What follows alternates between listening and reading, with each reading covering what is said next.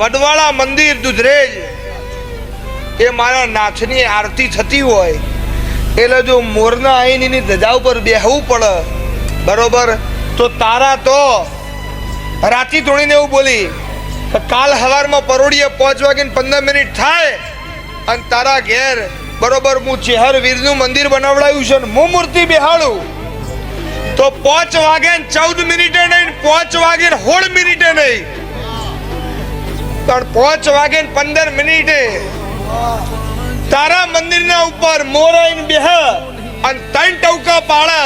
ના પાડવો જોવો 2 કે ના પાડવો જોવો 4 અને 3 ટવકા પાડે તો સમજે કે હું ભીખા નારાયણની માતા બોલી. તમારી મૂંઝવણમાં પડ્યા કે હવે કબૂતર નહીં આવતો મોર શું આવશે? ઓય હળકતી રેતી આટલી તપસ, ઉનાળાનો દાડો ઓય રેતી આટલી તપસ હોય પણ નહીં કબૂતર આવતો મોર શું હોય આવશે? હા, શ્યામાળાના રબારી ભેગા છે કેવું રાતે વાત ફરતી થઈ ગઈ. કહું બુઆજી એવું કીધું કે સવારે 5:15 મોર આવે તો જ મૂર્તિ બેહાડવાની, બાકી આ બધું બંધ કરી દેવાનું. શ્યામાળામાં વાત ફરતી હતી, ફરતા 10 ગામના રબારી ભેગા થયા, 1000 લાલ પાઘડી ભેગી હતી. અને હું પડિયતના મકવાણાની માતા મારા લેખ બનાવવા હતા. સવારે 1000 રબારી ભેગા છે લાલ પાઘડી કે મોર નહીં આવે તો શું થાય?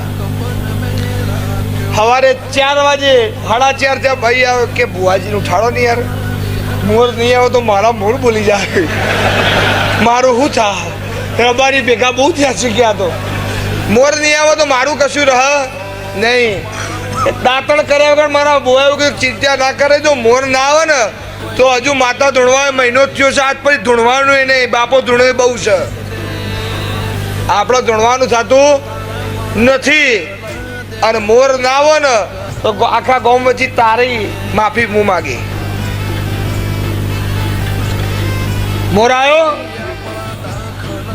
5:13 થી હંગાતે ભાઈઓ તો ખમચોણ્યો કે ભાઈ મોર નહીં આવે. મેં કીધું હજુ 2 મિનિટની વાર છે, શાંતિ રાખ.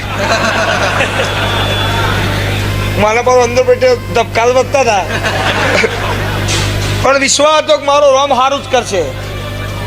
5:15 થી ઉગમણી દિશામાંથી મોર આવ્યો, ટવકા કરતો એ દાડો 1000 રબારી 90 વર્ષના નાચ્યા હતા, કૂદ્યા હતા કે માતા હોય તો આવી, એ મારો કોમ છે યાર.